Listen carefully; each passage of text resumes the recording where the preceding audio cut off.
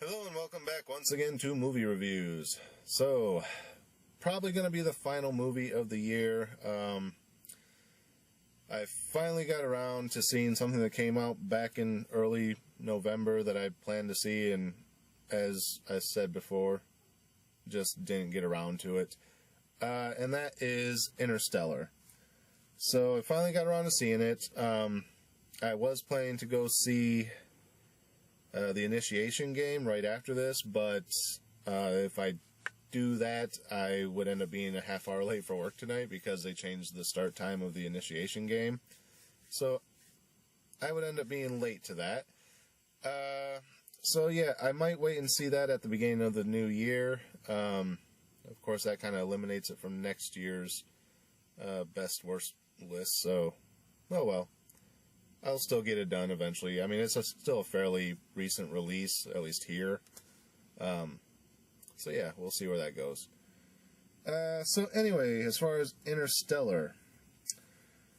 So basically we start out with these random interviews with people, I guess you could say. And they're kind of talking about what they were like before the sands came. And then it kind of cuts over to the world has kind of been decimated by these sandstorms. There's some type of a black death that's creeping over all plants. The only thing that's still growing is like corn. So that's like the world's food supply. Then you meet the main character and his family. His daughter is somehow haunted by a ghost or something. So... but they're a scientifically minded family because the father's a former engineer and a rocket pilot or something. So he's kind of like, you're a scientific minded girl. You should know there's no such thing as ghosts. It's something that has to be able to be explained. So finally, after this short time goes by of the girl dealing with the ghost saying, I think it's trying to communicate with me. I've been trying different message techniques to try and see if this pattern it's laying out means anything, which eventually they finally crack the code, which leads them to the now defunct NASA, which apparently is not defunct, it just exists in secret, because when the world's decimated, taxpayers aren't going to want a lot of money going to space exploration when there's so many people that need food and shelter and things like that. So NASA still exists. So then, because he's worked with them in the past, they reveal their plan to him. He basically agrees to help them out with their plans and launches into space. Obviously, that is not a spoiler. It's in the movie. It's Interstellar. The one cool thing about when they actually got into space, though, that a lot of movies don't do, is someone told me before I saw this that this movie was really loud, but I think they were kind of being a smartass about it because this movie is extremely silent at certain points. Like anytime it goes to the exterior of the ship or where there's not a confined oxygen bubble, everything goes silent. Like you can hear like the static from the speakers that are in the auditorium, but overall it's just like no sound at all. Like the rockets on the ship are firing, but because you're outside of the ship, you don't hear it. All you do is see it. So that was kind of a cool little plus. It seemed like they were very scientifically minded towards this movie. Like they actually said, let's try and display everything as real as possible as far as our understanding of it. They basically, launch into space. They dock with this little orbiting space platform type of thing that's already up there, which how that got up there, I don't know if they explained. They might have. I probably just missed it. So then they use the jets on the ship to set the platform into a spin to create artificial gravity, because that's where gravity comes from, is us spinning around. So that's kind of a cool little thing. That's actually the premise of, if any of you ever watched Babylon 5, the space station had like the outer ring that circled around it, and that was a gravity generator. So that's old technology, but the fact that they're using it in a little bit more primitive but realistic type of way actually works. Kind of a cool little thing. So basically the premise is somehow NASA detected these gravity spikes and found out that somewhere off the edge of Saturn there's a wormhole. And since wormholes aren't normally self-creating and stable in space, they had to be created by something of a higher intelligence. So they go to the wormhole, and they've been sending probes in for a while, and know that it takes you out on the other side, right near a bunch of possibly habitable planets. It's basically like the random planets that they land on in Star Trek, where the atmosphere might be breathable, but it might not. Certain things like that. So they have all these they think there was 12 total planets they had sent probes out to, and they ended up getting feedback from 3 of them that looked like they could potentially be a new Earth. So this group's mission is to go check these 3 planets, get final analysis, and then determine which one's going to be hospitable for the human race.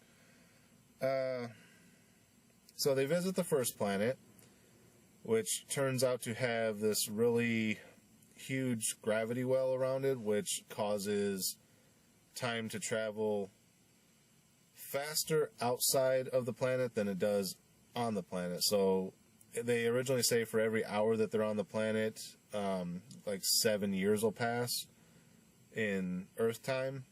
So then they're on the planet for an extended period of time. It's not more than an hour, but it's a longer time than they wanted to be there, because they thought their original trajectory, they would only lose like 2 years of Earth time if they got down there, got the information, and left. And once they finally get back up into space and dock with the ship, it's been 23 years. So that means they were there. That implies they were there for at least 3 hours, a little over 3 hours, about 3.5 hours. But they said they were only there for roughly an hour, so apparently the calculations were off. So then, as it progresses towards the second planet, they get to the second planet, they're checking that out. Because of them being gone for 23 years, the ship doesn't have the fuel it needed to do the last 2 planets, so it's going to be able to do 1. So they kind of have like a toss-up between which one to go to. They pick the more logical choice and go to it. And that's when everything kind of gets revealed that the people back at NASA kind of knew ahead of time that the mission was going to fail as far as resolving the issues on Earth. So there was like a backup plan in place to still continue the human race. Again, spoilers. So, but yeah, they kind of go over that a little bit earlier, but it's so brief you almost miss it. But at this point, they're kind of laying it all out. So then they meet up with another scientist who had been sent ahead of them. Again, that's not a spoiler. You'll find out within like the first 10 minutes of the movie. And he kind of, he's telling them that the planet is hospitable and all this stuff, but then you find out that he has another agenda. So the planet might not be as hospitable as he said it was. So they're making their way back to the ship, and they're kind of in a rivalry with this other astronaut at this point. So they're trying to get back to the ship before him. He ends up making it back to the ship before they do. And he's kind of saying, I'm taking control of this mission. We're going to do things my way. And as he's trying to enter through the airlock, they're trying to tell him, don't open the airlock. Your ship's not secure. He's not listening. And while he's in the middle of monologuing, suddenly everything just goes deathly quiet. And it's like literally almost startles you out of the movie, because you're sitting there listening to what he's saying, and then it's just like he stops and it's just silence. And then you realize that he didn't listen to them, and there was an explosive decompression, but because, again, it opens into the vacuum of space, you don't hear anything. So it's actually kind of disturbing how silent this film gets at times.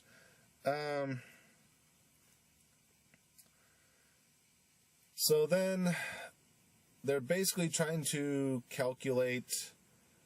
They solve an equation back on Earth that, they're trying to. They spent the entire 23 years plus trying to solve, and they realize that it can't be solved from Earth. They need data from out in space, which basically they need the data from a collapsed singularity inside of a black hole, because that's the only way you can really look at how time relativity gets warped against space.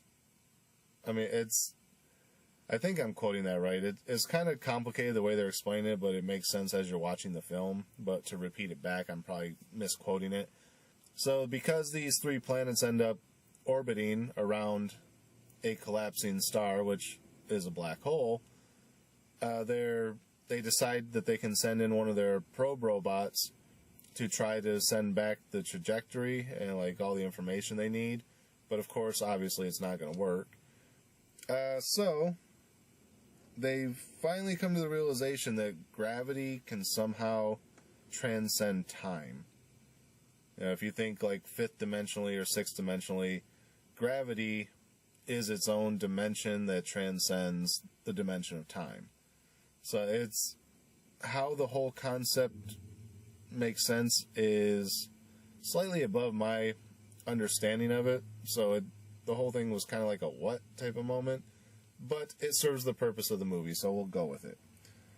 So then the main guy, you know, he gets into the gravity well, and he's trying to process the information that they need to process to solve the problem, and by the end of it, ends up in the future. So once he's in the future, everything kind of comes back together. Everything comes full circle. The stuff from the beginning starts to make a little bit more sense, and it kind of pieces everything together nicely. Then it's it shows what he does next after that, because he finally made it home, but he's in the future. So then it's like, well, where does he go from there? So he kind of just goes off and does his thing. And that's basically the end of the movie. That's when the credits roll. I didn't stay to see if anything was after the credits because this movie is 3 hours long. And yeah, I just, I had to get going because I got to do these and then go home and get ready for work. So that's pretty much it for Interstellar. As far as a star rating on this one, it was a decent film, but for 3 hours long, not really a lot happened in it. Like, they never really...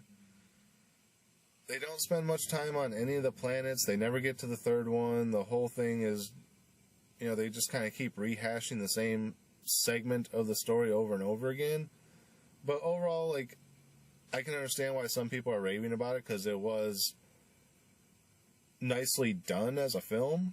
So as far as a star rating on this one, I'm going to do I'm going to say a 3.5. Like I said, it did have some issues with rehashing the exact same thing over and over again for the entire 3 hours, so it's not quite a 4. They could have done a little bit more with this film than what they did, especially with a 3-hour runtime. But overall, it was still a decent film. So yeah, I'm going to go with a 3.5 on this one. Not sure if this is going to alter my top 12 for the year or not. Not even sure if this will make it on the list. It might. It might replace something that I kind of accumulated already. You never know. But yeah, so that's it for this episode. Again, probably not going to see anything else from me until January other than this. And the top 10 and bottom 10, or top 12 and bottom 12, I should say, of the year. So other than that, as always, thanks for watching. And we'll see you on the next episode of Movie Reviews.